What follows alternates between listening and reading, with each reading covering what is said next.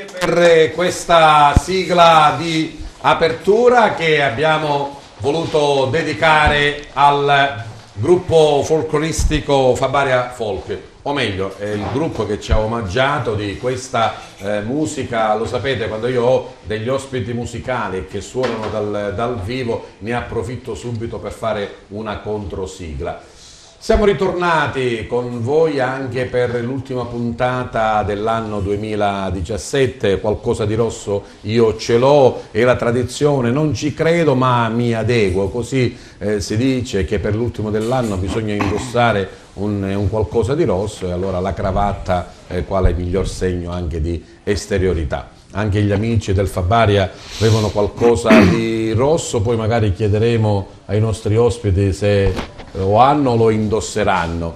Siamo all'ultima puntata del 2017 in questo percorso che ci vede ormai da un decennio impegnati con Target e Televideo Agrigento, tutta la Sicilia sul digitale terrestre, l'LCN il 92 e naturalmente anche in tutto il mondo con lo streaming sul sito www.televideoagrigento.tv. La puntata dell'ultimo dell'anno insomma deve essere sempre un po' particolare, come vedete anche sul lato sinistro del nostro teleschermo, adesso il nostro cameraman lo inquadrerà. Abbiamo anche preparato un qualcosa di bello per festeggiare l'ultimo dell'anno. Se Gerlando per favore inquadra la nostra postazione. Vedete il panettone un po' particolare con il berretto di Babbo Natale, grazie agli amici del pasticcino di Favara, e poi insomma il brindisi con le bollicine. Non poteva mancare cassata e cannolo nelle più grandi tradizioni dolciarie siciliane. Parleremo naturalmente anche di questo aspetto gastronomico del fine anno, ma anche di altre belle realtà che vado subito a presentarvi. Iniziamo dalla mia sinistra, lui è Angelo Vita, è il presidente provinciale della delegazione di Agrigento della Croce Rossa Italiana. Accanto Sandro Bennici è il presidente dell'associazione Gise Soccorso Agrigento. Il direttore del Giardino della Colimbetra, Giuseppe Peppe Lopilato, Peppino anzi, vero? Buonasera. Un po' più amichevole.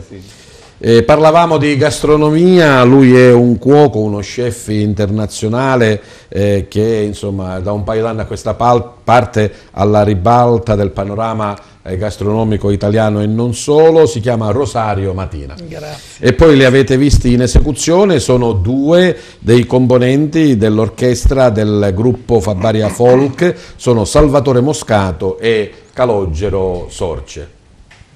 La giornata di oggi, il mercoledì 27 di dicembre, insomma, è importante per tante cose. La prima perché c'è l'anniversario della Costituzione italiana, la promulgazione della Costituzione italiana. Molto probabilmente oggi sarà l'ultimo giorno di questa legislatura. Il Presidente Mattarella domani potrebbe, anzi forse sicuramente scioglierà le Camere per indire le nuove elezioni. Poi stasera c'è anche Inter Milan, no, ma questo diciamo, è una cosa un po' che non è tanto importante. Invece di importante, un ricordo lo vogliamo fare subito con Rosario Matina, la morte di uno degli chef più importanti, forse il primo vero grande chef italiano, Gualtiero Marchese. Rosario, hai avuto la fortuna di conoscerlo? Sì, abbiamo avuto la fortuna di conoscerlo, ancora di più di collaborare con lui firmando il protocollo d'intesa che si viene chiamato Etica Marchese. Io sono un collaboratore dell'Accademia Nazionale della Cucina Italiana, Orio Vegani, a chi tutela in toto quello che sono e custodisce le tradizioni italiane. Gualtiero per noi è il papà di tutti noi cuochi, a prescindere chef o non chef, perché da lì si parte. È il papà della cucina italiana, è colui che è stato capace di fare diverse attività quando i francesi ne facevano da padrone. Forse è stato lui veramente il primo che ha portato la cucina in televisione. Adesso ci sono decine e decine di programmi, Masterchef o cose varie, però in realtà Gualtiero è quello che l'ha poi, diciamo, ufficializzata per primo.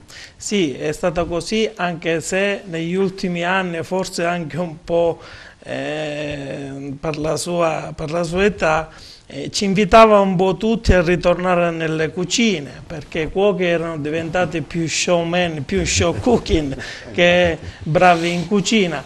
Adesso ricordare Gualtiero per me è un po' emozionante, visto che ho avuto la possibilità e l'onore di lavorare con lui, di insegnare i suoi detti in cucina, più che altro essere per me un maestro di vita, come assieme a lui voglio anche ricordare un nostro compaesano, un maestro che era Salvatore Schifano, che per me sono stati due maestri in cucina, ma principalmente due maestri di vita. Insomma, questi insegnamenti ti hanno portato anche in alto, parleremo della tua esperienza, ad iniziare di quella di 2 anni fa con l'Expo Universale a Milano, dove tu insomma lì hai portato a conoscenza di tutto il mondo quelle che sono le radici gastronomiche della nostra Sicilia. E a proposito di tradizione, la sera dell'ultimo dell'anno qualcosa di rosso ci sarà? Io non penso che ci sarà, non ci credo, non sono un tipo però voglio dire, tu hai detto bene, non ci credo ma mi guardo. Mi adeguo. Peppe Lo Pelato invece qualcosa di rosso lo metterà? Sempre, un folarino rosso sempre. Anche perché se non ricordo male, insomma, la tua ispirazione di sinistra sì, praticamente il folarino rosso è un colore insomma, che ami molto, la mia no? vita, sì. È un colore che ami molto. Poi la Croce Rossa, insomma, di rosso c'è anche il nome, no? Sarebbe... Saremo in servizio insieme alla Gisa, quindi noi saremo sicuramente in divisa rossa. Quindi... rosso, la Gisa pure c'ha qualcosa di rosso? Ma sicuramente lo porteremo internamente, possibilmente. La nostra divisa non è rossa. No, la nostra è gialla, quindi... Mentre il gruppo Porcoristo che il rosso ce l'ha, c'ha il fazzoletto, c'ha anche la sciarpa, insomma. Vabbè sì, noi ce l'abbiamo diciamo nella pelle, quindi fa parte della nostra divisa e lo portiamo sempre. Le stelle di Natale ci sono, insomma il rosso è garantito. E a proposito di lavoro per l'ultimo dell'anno, diceva il presidente Angelo Vita, mentre gli altri si divertono, voi siete lì in servizio, insomma, a cercare eventualmente di scongiurare che qualcuno possa averne bisogno, ma comunque a vigilare sempre, no? Sì, infatti il Comune ha organizzato un evento in Piazza Municipio, anche colgo l'occasione per dire alla cittadinanza che sicuramente sarà un bellissimo evento. Ai ragazzi dico ovviamente bevete poco, non posso dire di non bere perché è d'obbligo e qui diciamo, noi saremo insieme agli amici della Gise in servizio a cercare di curare o lenire diciamo, questo brutto vizio del bere, perché oggi come oggi, credetemi, è la cosa principale. È la cosa principale, è diventata una cosa, noi per esempio facciamo la sanitaria al Carnevale di Sciacca e la cosa che rimane sconvolgente è che vedi ragazzine tredicenni, ragazzini pure tredicenni che bevono a mai finire, cioè, forse è la prima volta che escono, ma fino a che si limitano al bere, al limite diciamo, possiamo dire insomma, un bicchiere non si nega a nessuno. Il problema è quando si esagera o vengono messe cose diciamo, poco pulite dentro. E ritorniamo un po' indietro, Angelo, è una Croce Rossa italiana diciamo, che ha 2 anime, no? Sì. Quella ufficiale, quella istituzionale, quella diciamo con gli effettivi che lavorano per la Croce Rossa e poi c'è anche l'anima, quella del volontariato, che stanno bene insieme naturalmente. Stanno bene insieme perché diciamo, tra i nostri 7 principi, diciamo, chi è che sia dipendente che volontario, questi 7 principi sono veramente inculcati, come poc'anzi diceva l'amico del Fabaria Folco, nella nostra pelle. Infatti abbiamo il principio umanitario e noi cerchiamo sempre di aiutare e di lenire il prossimo. Infatti proprio la settimana scorsa in occasione dei saluti di Natale di Sua Eccellenza il Prefetto, dove diciamo, abbiamo avuto il piacere della Croce Rossa di dargli un riconoscimento, una medaglia d'oro al valore, ha parlato e si è ricordato di un episodio che è successo qualche anno fa, che telefonò lui a Pasqua, telefonò a me verso le 10 di mattina e mi ha detto: Angelo, stanno arrivando diciamo 300 migranti. Io ho detto: Eccellenza, dico, se sono subito, tra l'altro ero a casa a mangiare dei miei genitori, dico, ci sono mia moglie, i miei figli, anche mia mamma e mio papà e mio fratello, ovviamente siamo tutti coinvolti in Croce Rossa, possiamo venire subito. Se si ritarda di qualche ora, dice no, Angelo, verso le 2:30, 3. E veramente diciamo, i ragazzi, ho trovato 48 volontari che sono venuti, veramente lo fanno per spirito di sacrificio, perché è veramente volontariato, nessuno percepisce un centesimo, e lo tengo a precisare, anzi addirittura purtroppo i ragazzi si comprano le divise rosse, perché non abbiamo la possibilità di poterle comprare. E con l'occasione anzi volevo dire che proprio in questo momento i nostri giovani, perché la Croce Rossa è formata dai volontari, dai giovani dai 14 anni sino ai 32 anni, più ovviamente il corpo militare e le cosiddette croce rossine. I nostri giovani hanno fatto in questi giorni assistenza, diciamo, hanno fatto i pacchi, a volte i pacchi di regalo presso diciamo, il gruppo Bruno Euronex, questo si trova al villaggio Mosè. La gente ha messo diciamo, delle offerte. I ragazzi stanno andando a comprare, contribuire insomma alle spese vive che stanno andando a comprare dei giocattoli per portarli nei non prossimi... li avete messi in cassa dalla Croce Rossa? No, stiamo andando a comprare, i ragazzi stanno andando a comprare dei giocattoli per portarli a giorni in reparto pediatria all'ospedale San Giovanni di Dio, perché diciamo dobbiamo guardare, e questo è quello che ti colpisce, ci sono persone che sono sfortunate. E diciamo, speriamo che questi bambini che si trovano per ora diciamo, all'ospedale siano effettivamente di passaggio, e quindi cerchiamo di alleviare qualche sofferenza portando qualche giocattolo con un pensierino. Certo, la Gise non è famosa come la Croce Rossa, no? Perché è un'attività, un'associazione di supporto a quelle che sono le attività di volontariato, ma con Sandro Bennici dobbiamo dire che è sicuramente una garanzia in questo settore. Da quanti anni con le varie associazioni, Sandro? Ma Gise nasce da poco, nasce da un paio di anni, però il percorso del volontariato lo abbiamo nel cuore, lo abbiamo fatto già da 15 anni a questa parte, partecipando a numerosissime missioni, quelle dell'Abruzzo, dell'Aquila, che ci hanno coinvolti per parecchie settimane. Assieme, dietro l'attivazione è stata fatta dal Dipartimento di Protezione Civile regionale e nazionale. Lì evidentemente abbiamo anche testato la nostra macchina del soccorso, abbiamo dato il nostro contributo sia umano che anche a livello diciamo, giornaliero, con quelle che potevano essere le capacità che ognuno di noi Ma il volontario prima deve avere una specializzazione diciamo sua, no? E poi forse magari frequentare anche un corso di quelli che sono gli elementi basilari per fare il volontario. I ragazzi, i giovani, sono quelli che normalmente si avvicinano al volontariato, sono quelli che già hanno una predisposizione per il volontariato, perché hanno una predisposizione a donare il proprio tempo per gli altri. Ovviamente ognuno porta con sé il proprio bagaglio culturale, l'elettricista saprà fare l'elettricista, il volontario che sa guidare il trattore, perché in caso di emergenze alcuni volontari sono stati anche messi su camion, su alcuni trattori dei vigili del fuoco, per esempio, come ausiliari in quel momento. Il volontario deve saper prestare soccorso, quindi deve conoscere quelle manovre, quelle tecniche di cardiorianimazione e di immobilizzazione traumatica, di trasporto dei pazienti, degli infortunati a mezzo delle ambulanze, e noi in questo siamo specialisti, perché dall'anno scorso abbiamo iniziato un percorso con l'assessorato alla salute per quanto riguarda il 118 ad Agrigento. Infatti è l'unica realtà nella provincia di Agrigento che si occupa di assistenza alle persone tramite la centrale operativa del 118, quindi concorriamo all'emergenza in eccedenza alle ambulanze del 118 di Agrigento. Una bella iniziativa veramente che ve ne fa onore. Ritornando al nostro cuoco a Rosario Matina, dicevamo che da un paio d'anni insomma il volare alto si sta veramente concretizzando. Io accennavo al 2015 e all'Expo Universale di Milano. Come ci sei andato a finire lì, Rosario? Ma lì si ci finisce sicuramente non perché si è belli, perché non lo sono, ma si ci finisce con il lavoro quotidiano, con l'impegno, con le gavette, con essere sempre partecipi e specializzandosi in attività di cucina tecnologica,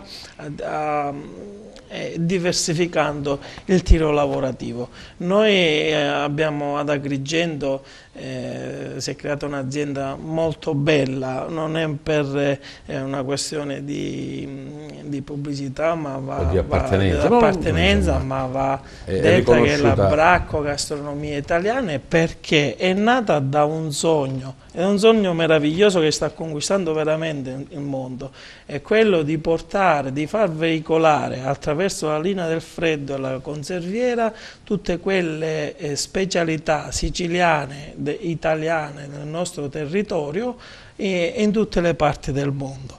Dico, è particolare questa azienda proprio perché quando si dice la promozione del territorio, ma la promozione del territorio va bene le piazze, va bene le trasmissioni, va bene il giornale, ma in realtà noi la facciamo veramente sul campo. Ma poi devi portare il prodotto, insomma, ecco, le persone lo devono mangiare e lo devono gustare ed apprezzare, no? Benissimo, noi lo facciamo ogni giorno e devo dire che siamo i nostri prodotti di questa azienda, ma più che altro quando siamo a Tokyo, in Cina, ad Amsterdam, in qualsiasi parte del mondo, l'ultima a Malta, riusciamo a firmare menu in hotel di grandissimo prestigio con i prodotti tipici siciliani, devo dire che per noi è motivo di orgoglio e di appartenenza. Ma lì all'Expo hanno apprezzato di più il cannolo o l'arancina?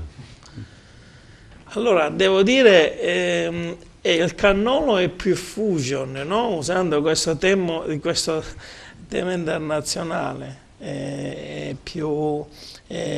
lo conoscono di più e dunque già le persone sanno, principalmente le persone straniere. Però devo dire una cosa, che l'arancino una volta assaggiato poi li conquista.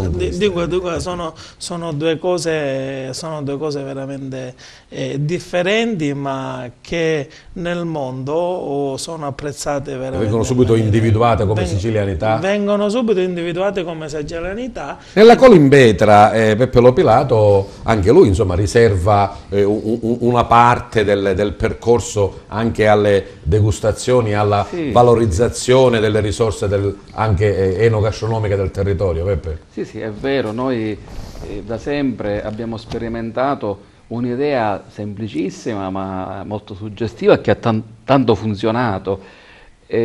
Abbiamo recuperato che cosa? Un pezzo di campagna antica, no? E attraverso questa campagna antica abbiamo cercato di raccontare il lavoro e il modo di vivere dei nostri nonni contadini.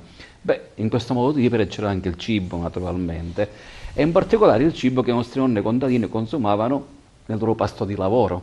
Certo. Andavano via la mattina presto, a dorso di mulo, io lo ricordo, lo ricordo, negli anni 60, ero un bambino, e tornavano la sera tardi, e nel tascapane si portavano pane e formaggio, pane e ricotta, queste cose qui, pane e olive, e poi ci sono le pizze ripiene, i curdiruna che si fanno arraffare, le impuliate, queste cose qui. E le avete riproposte? Allora abbiamo detto, ma perché in questa riscoperta della nostra campagna, no? Ecco, non ci mettiamo anche il gusto di questa campagna? Perché poi Colimbetra è un giardino di agrumi, è un giardino produttivo, c'è anche la bellezza ovviamente di queste piante, ma c'è il fatto tangibile del prodotto, no? E allora quindi si può anche gustare questo giardino oltre che vederlo. E allora abbiamo fatto questo qui, Curdeluna, Ampuliati, ricotta, il primo sale, lo stagionato, le olive, Sicuramente saranno stati la caponata. apprezzatissimi. E ti devo dire una cosa, ormai abbiamo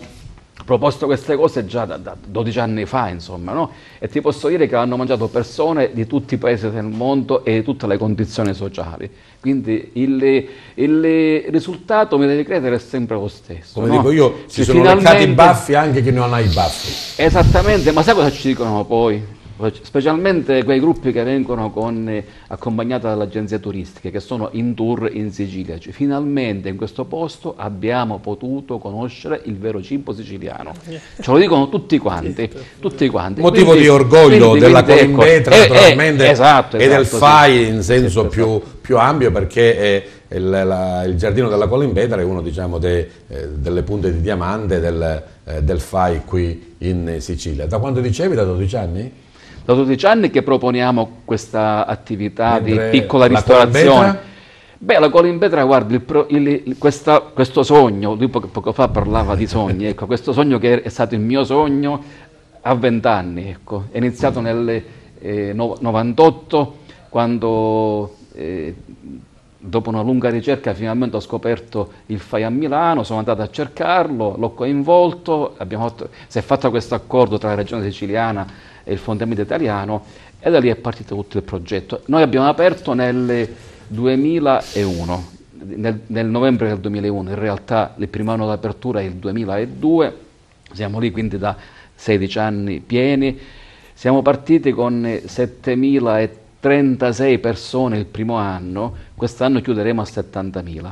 Ecco. Insomma, E ti devo dire bella una cosa, che soddisfazione, abbiamo veramente. consolidato, guarda, siamo anche un po' meno dello scorso anno, perché c'è stato un passaggio importante, epocale, perché si è passati dalla gestione diretta delle biglietterie a quella di Coop Culture, per cui per esempio il mese di maggio i nostri biglietti non sono stati venduti nelle biglietterie del parco per ragioni amministrative. Poi abbiamo ovviamente risolto e via via si è ripresi, quindi, ma comunque non siamo più a quel livello dei 25-30.000 che avevamo fino al 2013, da cui non riuscivamo a staccarci sinceramente. Dal 2014 abbiamo iniziato 40, 60, 80 e quest'anno chiudiamo con 70.000 e siamo molto contenti. Più tardi ti chiederò magari di fare un piccolo resoconto non solo dei numeri ma anche delle attività che Certamente, secondo voi sono state certamente. quelle più apprezzate Certamente. da queste migliaia di persone che sono arrivate da voi. 10 anni di attività invece ce l'ha il Fabaria Folk, che proprio in questi giorni festeggia questo importante traguardo. Salvatore Moscato, non c'eri 10 anni fa, tu, o già avevi iniziato subito? Bene, io personalmente ho iniziato 7 anni fa, però diciamo è come se ci fossi stato da sempre, perché il Fabaria Folk mi ha cresciuto, come ha cresciuto i ragazzi che vedete qui con me a rappresentare comunque la cultura musicale siciliana, che è inevitabilmente legata comunque alla cultura culinaria, poiché tantissimi dei nostri pezzi riprendono dei momenti come per esempio la semina o la raccolta del grano, quindi diciamo che va di pari passo questa tradizione siciliana e può essere considerata come un unico blocco. E il Fabaria Folk di 10 anni a questa parte diciamo che racconta un po' questa tradizione siciliana non solo in Italia ma anche un po' in tutta l'Europa, se vogliamo, spostandoci quindi d'estate con le diverse tournée, comunque andando a rappresentare il nostro paese sui palchi dell'Europa. Salvatore Sorce invece? Da quanto Allora, tempo? io sono in questo gruppo da 5 anni, Un diciamo po' che sono un po' più giovane come esperienza rispetto a Salvatore. Ma Però l'esperienza folk è iniziata proprio col Fabario o prima c'era esatto, altre sì. esperienze? No, È direttamente. è iniziata direttamente con loro e diciamo che fin da subito mi sono appassionato a quello che era il folk, perché non sapevo nulla riguardo a questo tipo Ma quando di andate musica. fuori fa più successo il ballerino o il musicista? Dipende. Io non mi va di essere di parte, ma diciamo che noi dell'orchestrina cerchiamo sempre di fare il nostro e i ballerini altrettanto riescono ad allietare tutte. Come mai hai tutte scelto le il tamburo? piazze. Ho scelto il tamburo perché all'inizio non sapevo nulla di musica, ad essere sincero, e quindi ho scelto un qualcosa che mi rappresentasse di più, perché fin da piccolo mi piaceva fare casino e qualcosa che avesse a che fare con le percussioni. Poi ho conosciuto lì un ragazzo, anche lui tamburinaro come me, e da lì ho iniziato a seguire le sue orme per cercare di diventare come lui. Salvatore, tu suonavi già la chitarra da prima o hai iniziato col gruppo? Sì, io suonavo la chitarra già da prima, però diciamo che il gruppo mi ha dato una marcia in più. Cioè, solitamente tra i musicisti si dice che fare questo tipo di musica affina l'orecchio, e col gruppo un po' tutti, diciamo, abbiamo avuto la possibilità di migliorare le nostre abilità, conoscendo io personalmente anche degli altri strumenti come il mandolino.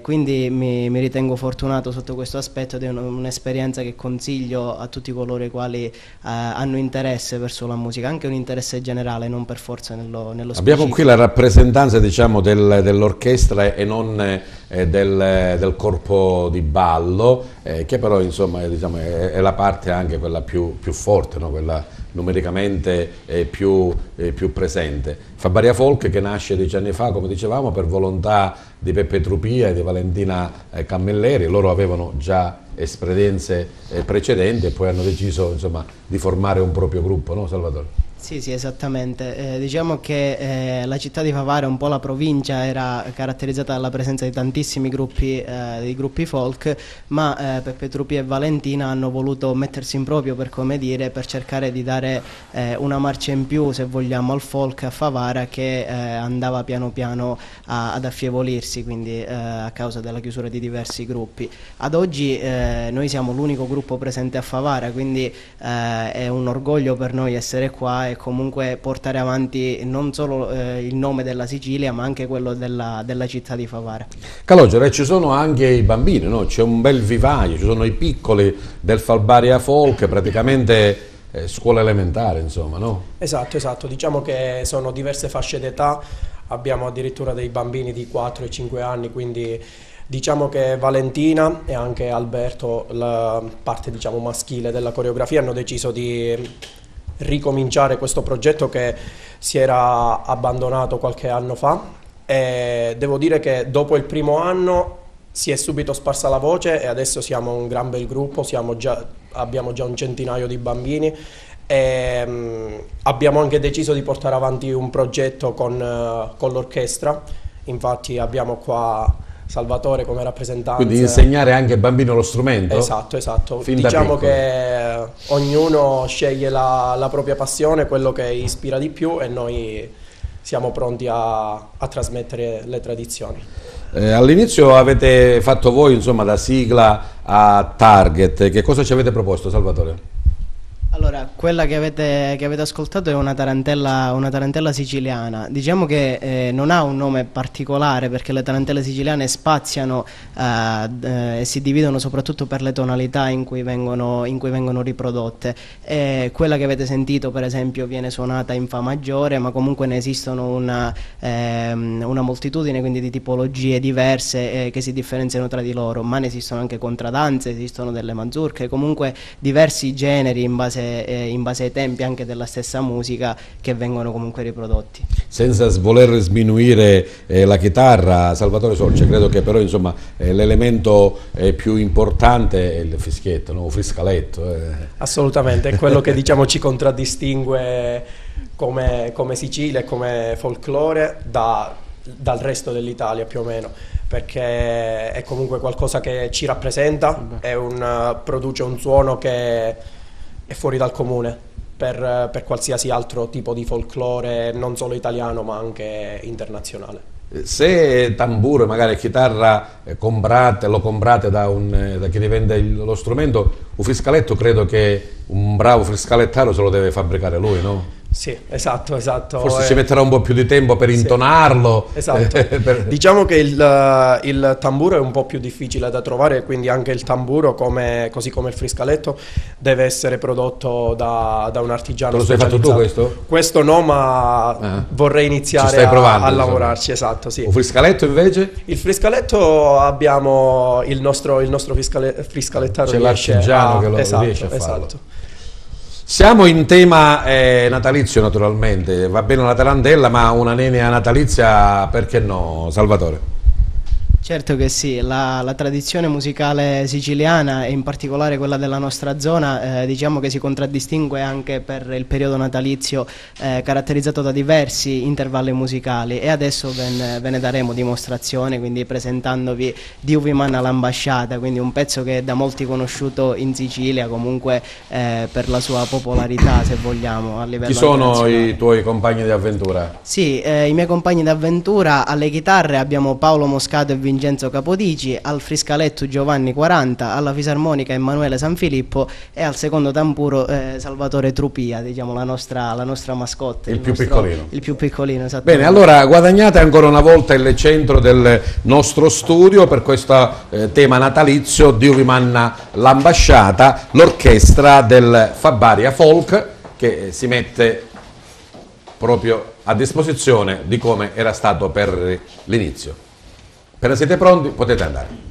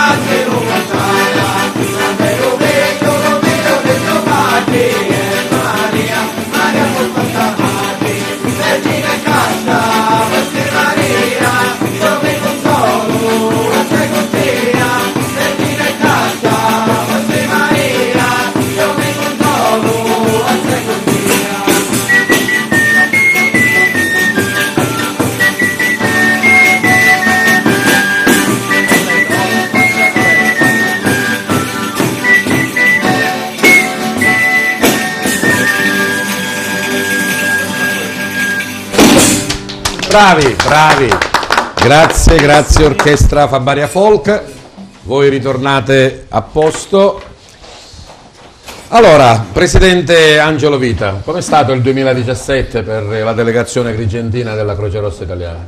Ma come ogni anno abbiamo lavorato molto, abbiamo fatto molte assistenze e non ci possiamo lamentare. Speriamo che quest'anno inizi bene, iniziamo proprio con questa bella manifestazione che ci sarà la notte di Capodanno in Piazza Municipio, e speriamo di non fare molti interventi sanitari, ovviamente, giusto? Il vostro impegno maggiore, lo vediamo anche, non solo dei nostri servizi ma in generale da quello che succede in televisione e anche nell'assistenza di quando arrivano le navi o della Marina o della Capitaneria di Porto oppure quelle umanitarie con gli immigrati. Sì, infatti, diciamo, noi abbiamo in gestione presso la Porto Empedocle la tenda struttura e in questa fase, diciamo, appena arrivano i migranti dalle varie navi che OMG o via di seguito arrivano, noi facciamo una prima assistenza sanitaria insieme ovviamente all'ASP e poi, diciamo, diamo da mangiare e vestiamo. E in questa occasione ringrazio sempre quelle persone perché credete, fare volontariato, come diceva l'amico Sandro, è una cosa che sentiamo dentro e quando si ricevono delle cose le persone te le danno perché sanno che vanno a finire per dei fini veri e sociali. Molte persone ci fanno avere o donano cose sanitarie, vestiario, scarpe, ciabatte, oltre, diciamo, che la prefettura queste cose ovviamente le mette a disposizione e vedere queste persone che molte di queste persone veramente quando ti dicono grazie o ti danno quel sorriso oppure quando le vedi arrivare quelle famiglie, quei piccoli, perché non sono tutti, che come le persone, come noi italiani, ci siamo persone per bene, ci sono persone pure poco per bene, ci sono veramente persone che scappano dalla loro terra perché vogliono fuggire dalla morte e queste sono cose che veramente ti riempiono. Infatti, diciamo, l'esempio che dicevo poc'anzi di tutti i volontari che vengono è perché quando si fa veramente per spirito di volontariato ricevi di più di quello che dai, perché guardare quegli occhi di quei bambini che gli diamo quei piccoli giocattoli o quelle mamme che gli diamo il pannolino, il biberon, il latte, sono cose che veramente ti fanno passare il freddo, le nottate, perché tu lavori là vicino e quindi vedi quello che succede spesso. Bene, Sandro, la vostra presenza non è solo in situazioni di emergenza, ma a volte anche nel coadiuvare la normale gestione, non so, di uno spettacolo, di un evento culturale o insomma qualsiasi cosa dove c'è un afflusso di persone.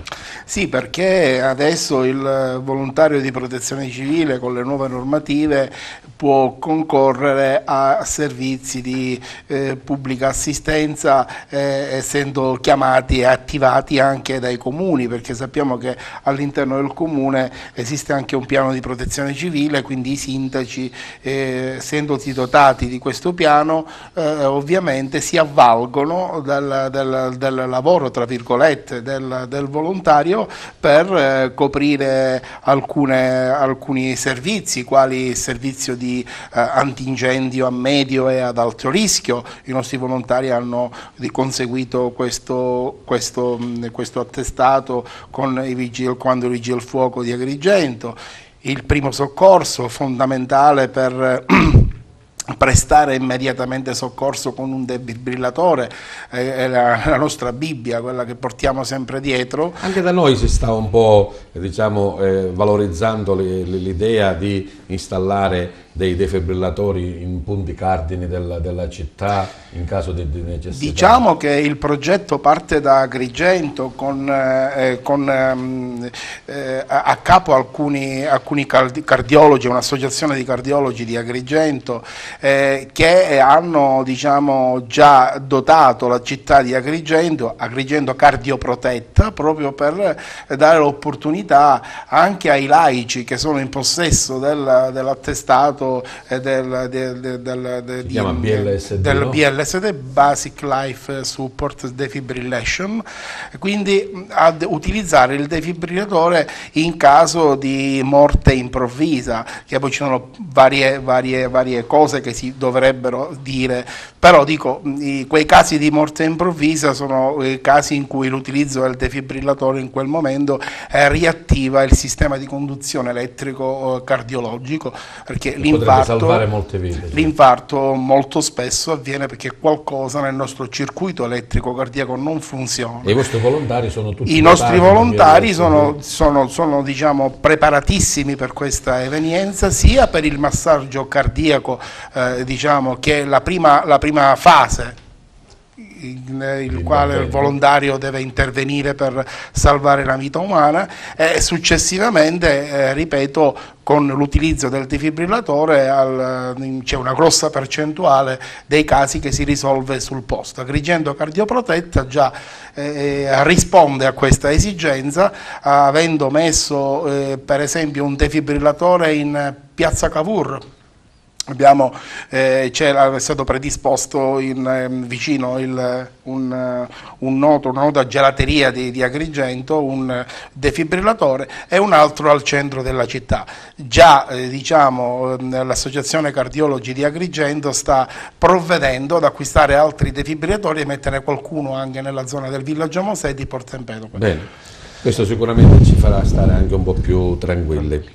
Rosario Matina, credo di non dire fesserie quando affermo che tu sei stato uno dei pochi che avevi l'accesso alla cosiddetta zona rossa del G7 di Taormina. Insomma, i cuochi hanno libero accesso? Sì. No, ho avuto la fortuna e il privilegio di essere nella brigata che ha preparato la cena di gala per i più potenti del mondo, al Grand Hotel Timeo. Più che l'accesso siamo stati sequestrati, oltre che l'accesso privati dai telefoni, dai telefonini, da qualsiasi forma numerica che poteva essere di comunicazione, qualsiasi.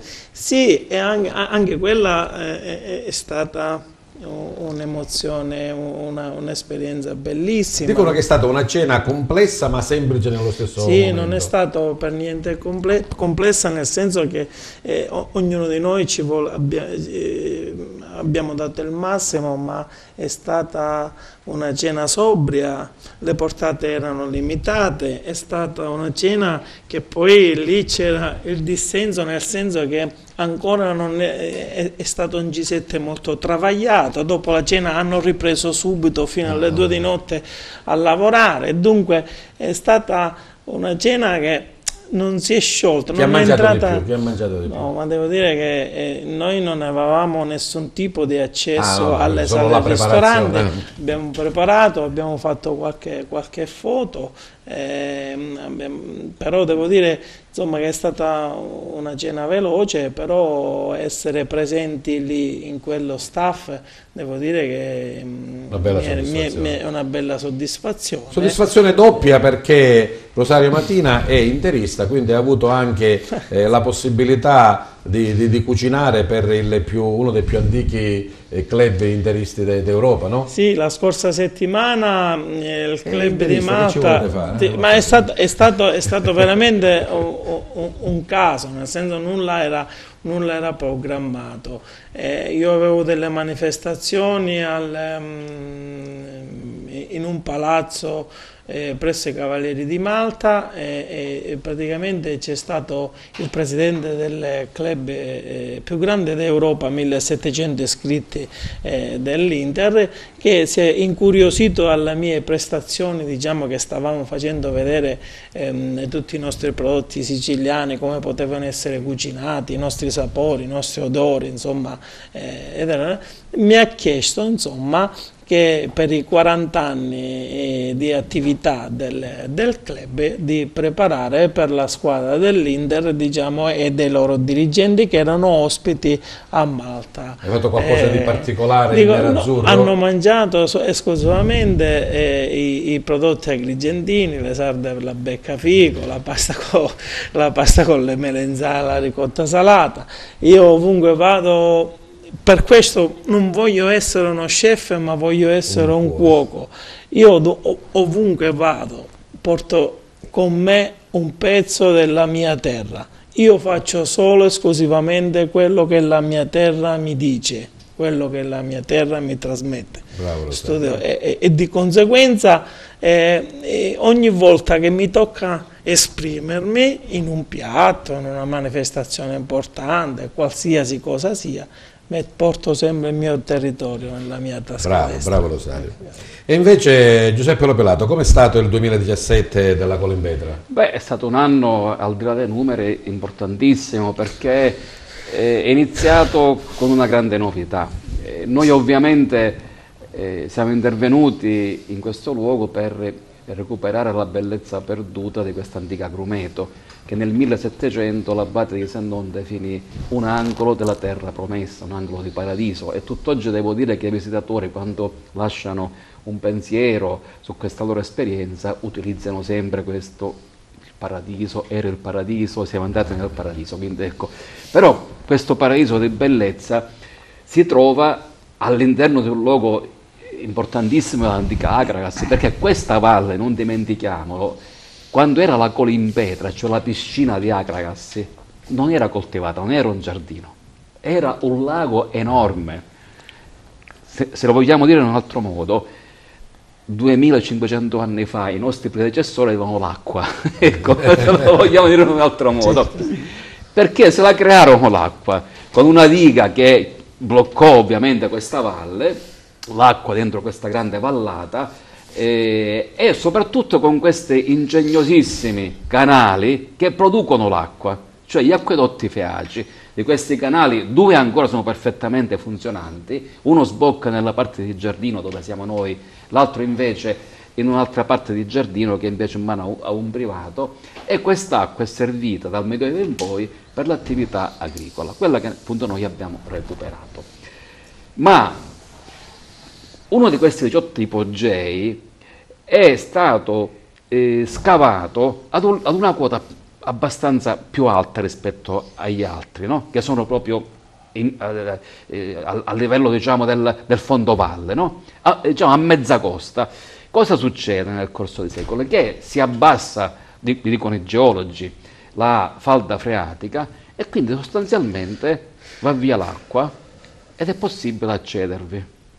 Questo ipogeo è stato scoperto nel corso dei lavori di scavo fatti dal Parco della Valle dei Templi nel 2005-2006, quando hanno deciso di liberare dai ruderi Porta Quinta, che è diventato, come sapete, l'accesso occidentale della Collina dei Templi. Ora, per fortuna, questa è una novità importante della Valle dei Templi, non dimentichiamolo. Prima si entrava da un posto e si usciva allo stesso posto, si entrava dal posto del ristoro e si usciva dal posto del ristoro. Ora, invece, si entra al Tempio di Giunone e si esce alla Porta Quinta, percorrendo l'intera Collina dei Templi, o anche all'incontrario.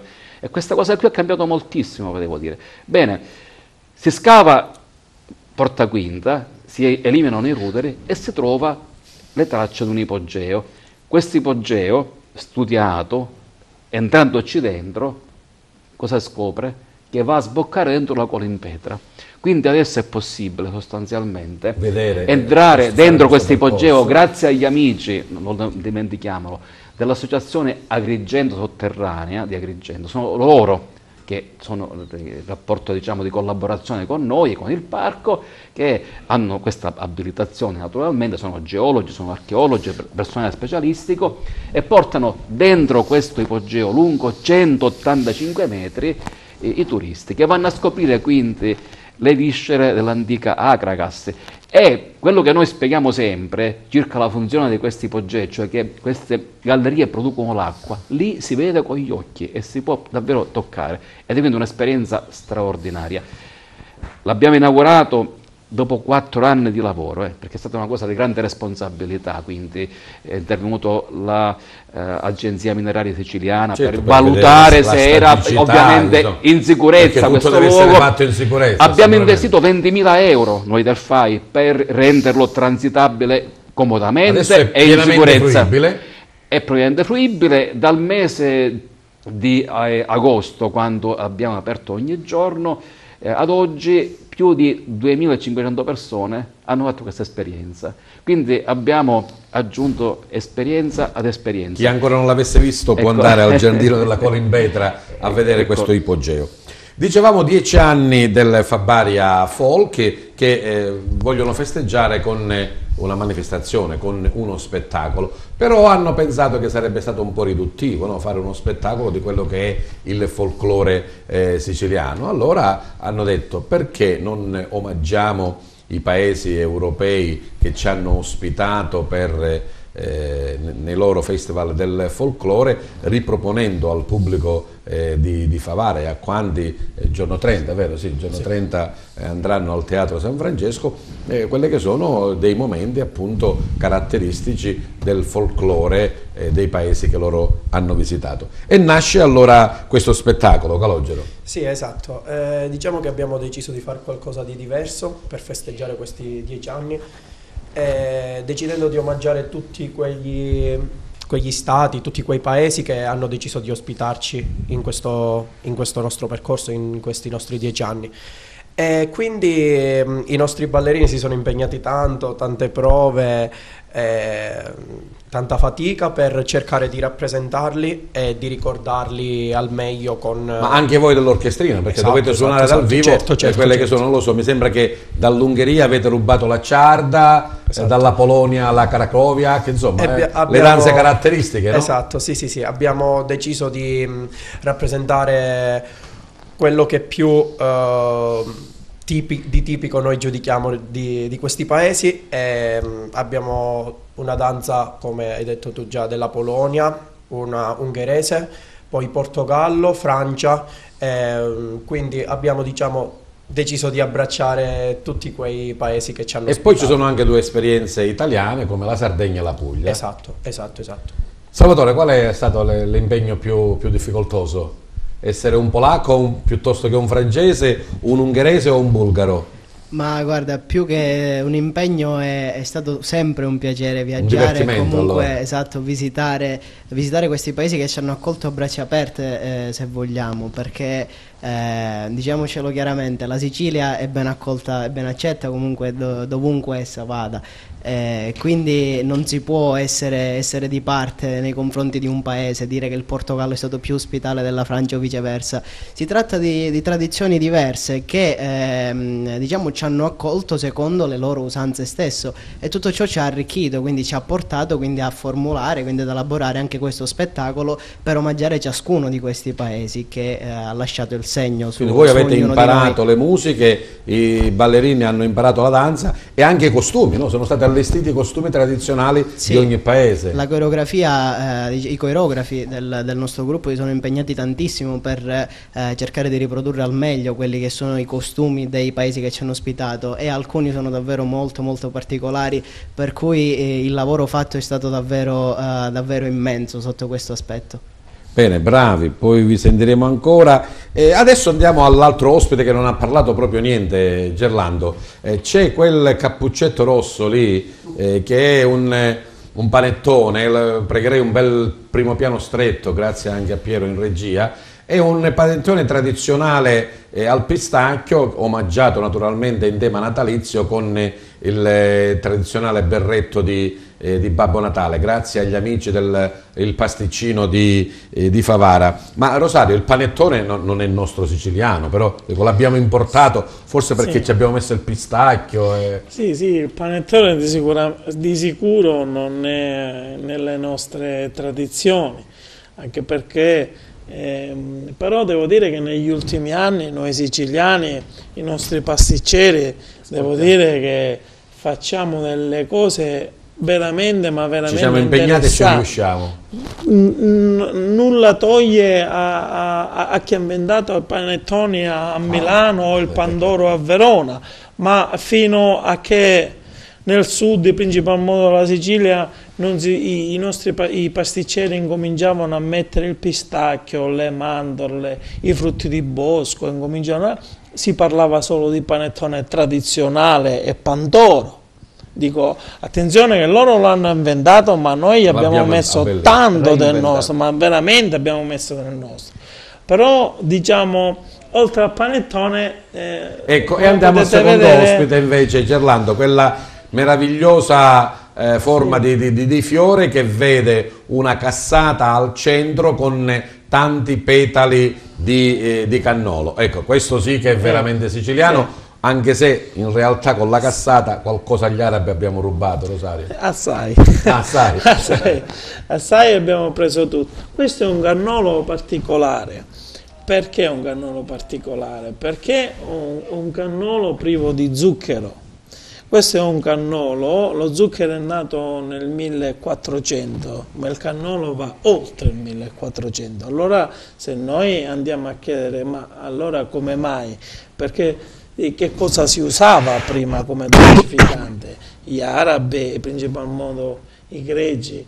Allora ho portato oggi qui per farci l'augurio, insomma, di un fine e di un buon anno, un cannolo dolcificato con il miele, come si faceva 1700 anni fa. La cassata invece l'abbiamo rubata agli arabi.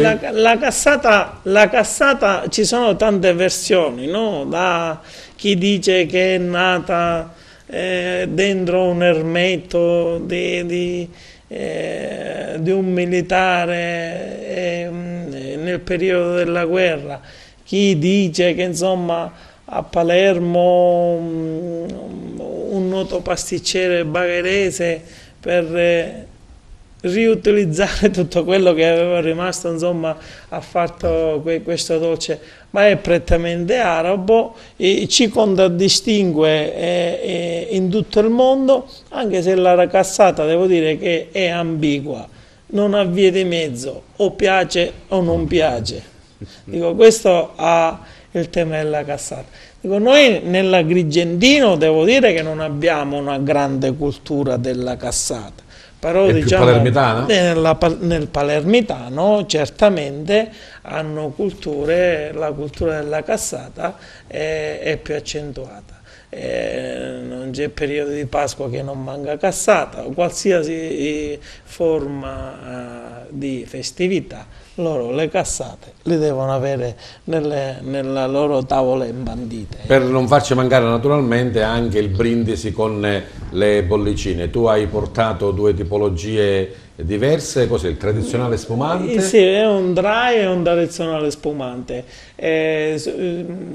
Uno è un prosecco, diciamo, fatto in un metodo naturale, in assenza di autoclave, in assenza di anidride solforosa. L'ho portato, insomma, per fare un brindisi con tutti voi. E poi facciamo anche un po' di invidia ai nostri telespettatori, perché loro lo vedranno, noi invece lo degusteremo. Sì. Bene, prima di fare questo, ancora una volta gli amici del Fabaria Folk. Salvatore, allora abbiamo avuto una tarantella, poi abbiamo avuto una nenia di Natale, adesso invece... Adesso vi presenteremo un'altra tarantella, questa volta molto più famosa rispetto alle altre comunque, si chiama un chiovu, diciamo che è molto diffusa in Sicilia, primo per la sua semplicità, secondo per la tradizione un po' che l'accompagna e anche per le modalità con cui questa viene riprodotta in do maggiore, quindi molto semplice. Va bene, allora conquistate di nuovo il centro del nostro studio, l'orchestra del gruppo Fabaria Folk con questa tarantella dal titolo Uchiovu.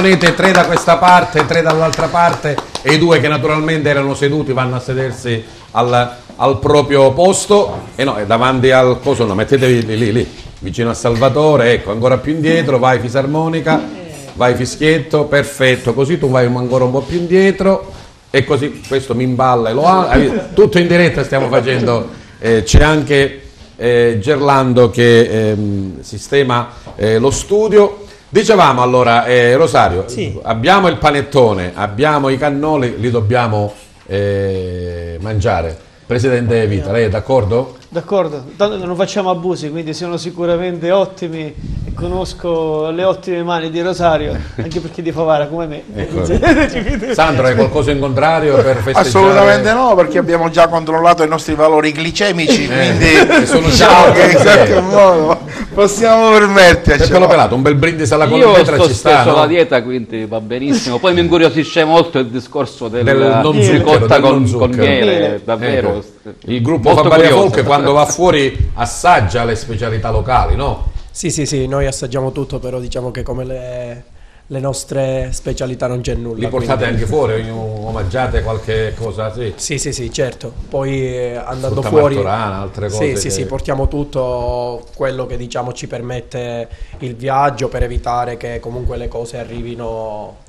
Certo, come certo. comunque dice. Faccio una comunicazione di servizio al nostro regista Piero. Non vogliamo chiudere adesso noi tradizionalmente che mette la sigla e via, no. Cioè vogliamo che anche i nostri gentili telespettatori possano godere del nostro godere. Cioè noi mangiamo e loro guardano. Cioè, glielo fai vedere questo, no? Che tagliamo il panettone e ci mangiamo il cannolo. Mi raccomando, non ci troncare con la sigla il più bello delle cose. Per fare questo chiamerei anche Gaetano Caramazza, prego Gaetano, lui sarà addetto al beveraggio.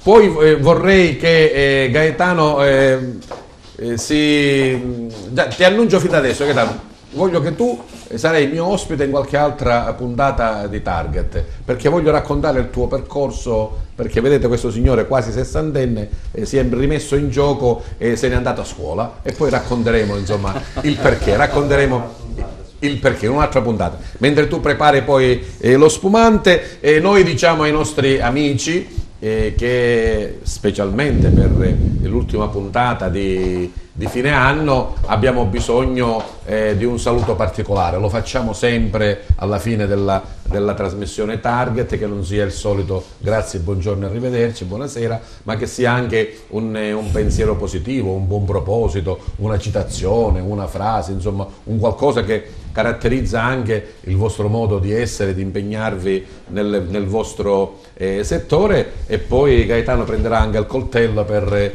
tagliare il cappello a Babbo Natale. Allora iniziamo con gli amici del Fabaria Folk.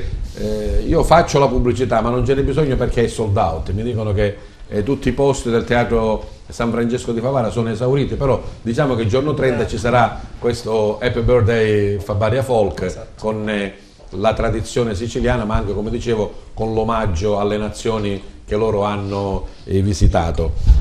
Salvatore Calogero, il vostro saluto, insomma il pensiero positivo, la vostra impressione, ditemi qualcosa. Beh, che dire, allora innanzitutto auguriamo a tutti i telespettatori a casa un buon anno e che dire, vi aspettiamo numerosi, anche se sappiamo che già lo sarete giorno 30, e speriamo che il prossimo anno possa essere ricco di felicità per tutti e perché no, anche un po' più ricco di folklore. Salvatore, non facciamo gli auguri, solo un pensiero musicale folcloristico. Beh, un pensiero musicale folcloristico. Già è tanto essere qua a parlare di tradizioni culinarie e di tradizioni musicali, quindi l'invito che possiamo fare noi del Fabaria Folk come gli altri rappresentanti qui presenti è di non mollare le tradizioni e specialmente tenerle vive in queste particolari occasioni dell'anno come il Capodanno o il Natale, e di crederci fino in fondo perché ce l'abbiamo nel sangue, come abbiamo detto più e più volte. Quindi è questo il pensiero che voglio rivolgere a tutti, insomma. Bene, prima di passare la parola ad Angelo Vita vorrei che Gerlando inquadrasse Gaetano che sta facendo la festa al panettone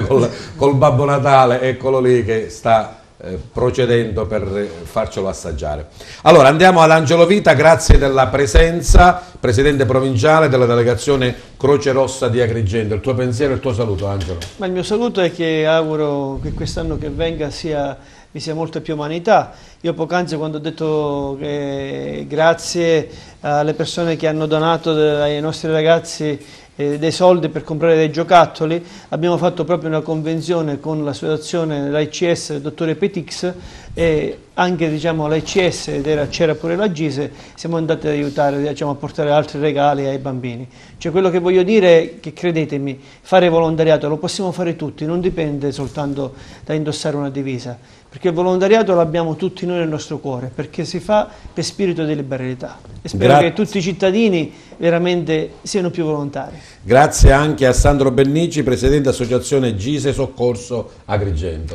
Io aggiungerei pure che ognuno di noi deve, usando un termine anche culinario, scongelare il proprio istinto di volontariato che ha dentro, perché ognuno di noi ha voglia di fare qualcosa verso il prossimo, e guardare con speranza e veramente con tanta gioia ed aiutare specialmente quelle persone che stanno dietro di noi, che ogni giorno vivono con fatica e vivono di stento. Quindi il volontariato si propone anche per questo. Il Giardino della Colimbetra, il direttore Giuseppe Lopilato. Beh, il nostro augurio è il nostro impegno, l'impegno del FAI che continua con delle novità davvero importanti. Non vi anticipo nulla, perché sarà bello poi scoprirle al momento opportuno, ma vorrei soprattutto che il 2018, e questo è un augurio che faccio a tutta la nostra città, sia l'anno in cui scopriamo il Teatro della Valle dei Templi. Quest'anno abbiamo scoperto il luogo dove è il Teatro della Valle dei Templi, ma grazie all'opera straordinaria dell'architetto Parello, delle archeologhe del parco, queste donne meravigliose, bravissime, appassionate, ci sono 2 milioni di euro da spendere per questi scavi.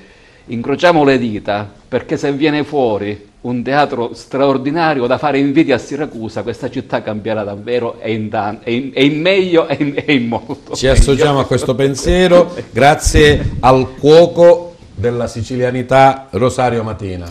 Sì, grazie a voi dell'invito, e devo dire, riattacco al scongelamento. Io quest'anno per la Croce Rossa Monegasca ho preparato 1260 arancine alla cena solidale organizzata dal Principe Raniere ogni anno e questi fondi, questa cena solidale, questi fondi vanno alla Croce Rossa Monegasca. Che dire, il mio augurio è che ogni professionista deve ritagliare un po' di tempo per l'essere solidale, per scaldarsi il cuore. Benissimo, Rosario Matina, la promessa e l'impegno che prende con queste meravigliose società e associazioni, che dedicherà un tanto del suo tempo nel 2018 a queste realtà bellissime, per la mia esperienza e le mie cose che posso fare per voi. Grazie. È quello che voglio fare, che posso fare. Allora Gaetano, io avevo detto che dobbiamo fare invidia ai nostri telespettatori. Se mi porti per favore un pezzettino di panettone, io faccio da apripista, nel senso che assaggio, non è che per essere il primo o per essere goloso, ma è giusto che prima la bottiglia che la diamo? A Rosario? O ci pensi tu direttamente? Allo chef, la bottiglia... No, ci pensa Gaetano con la bottiglia. Piero, io ne approfitto, poi magari ti dirò com'è. Vi ringrazio della vostra presenza, della partecipazione, grazie naturalmente al nostro gentile pubblico. Brinderemo e augureremo a loro il buon anno. Io assaggio il panettone del pasticcino. Buon anno a tutti. Buon anno. Buonissimo, buonissimo veramente. Grazie, buon anno.